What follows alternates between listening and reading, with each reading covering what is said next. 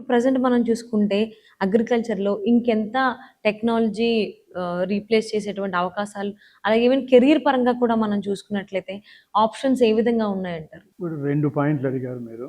Technology వ్యవసాయంలో దాని పాత్ర, తర్వాత స్టూడెంట్స్ కెరీర్‌లో దాని పాత్ర.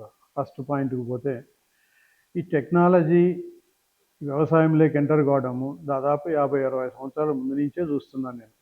ఎందుకంటే అప్పట్లో ఈ ఊర్లలో ఎద్దులతోటి వ్యవసాయం జరిపేటోళ్ళు, ఎద్దుల బండ్లు వాడే ట్రాన్స్‌పోర్టేషన్ చేసుకునేటోళ్ళు. అయి పశువులతోటే బావుల్లోంచి నీళ్లు తోడి పంటలకు నీటి సౌకర్యం కలిగించేవాళ్ళు. అక్కడి నుంచి ట్రాక్టర్స్ వచ్చినాయి పల్లెల్లోకి, డీజిల్ మోటార్లు వచ్చినాయి, కరెంటు మోటార్లు వచ్చినాయి. ఇదంతా టెక్నాలజీ వలన సాధ్యమైంది. రైతుకు కొంత కష్టం అనేది తగ్గింది.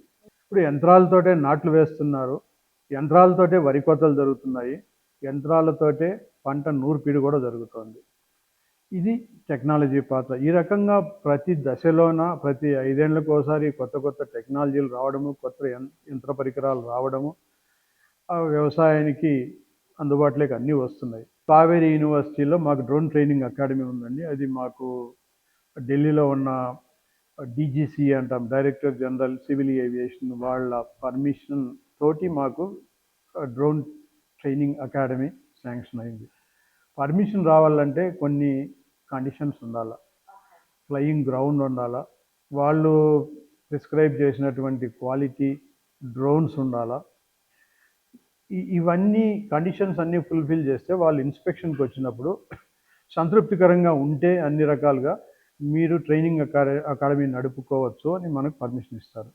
దాని ద్వారా మనము ఈ 5 రోజులకు ఒక కోర్స్ కంప్లీట్ అవుతుంది. ఆల్రెడీ 2-3 బ్యాచ్లకు ట్రైనింగ్ ఇచ్చేసినాం మేము. వాళ్ళు ట్రైనింగ్ తీసుకున్న తర్వాత మొదటి 2 రోజులు థియరిటికల్గా చెప్తారు వాళ్ళకు, డ్రోన్స్ అంటే ఏమి, వాతావరణం పరిస్థితిని ఎలా ఉపయోగించుకోవాలి అని 2 రోజులు క్లాసులు ఉంటాయి. కాన్ఫిడెన్స్ వచ్చిన తర్వాత, అంటే ప్రతి దశలోన వాళ్ళకి టెస్ట్ పాస్ కావాలా, క్లియరెన్స్ వచ్చిన తర్వాత యాక్చువల్ గ్రౌండ్ ఫ్లయింగ్కి తీసుకుపోతారు. ఈ ప్రాసెస్ కంప్లీట్ అయ్యి పాస్ అయితే వాళ్లకు నువ్వు ఒక డ్రోన్ ట్రైనింగ్ పైలట్ అని లైసెన్స్ ఇచ్చే అథారిటీ మాకు డీజీసీఏ ఇచ్చింది. దాని ద్వారా వాళ్ళు బయటకు పోయిన తర్వాత బ్యాంకులో రుణం తీసుకొని సొంతంగా డ్రోన్స్ కొనుక్కొని ఈ రైతులకు ఈ కొంత హైర్ బేసిస్ మీద ఈ సర్వీసెస్ ప్రొవైడ్ చేస్తారు. వాళ్ళకు కూడా కొంత ఉద్యోగం పైన ఆధారపడకుండా గడిచిపోతూ వస్తుంది జీవనం.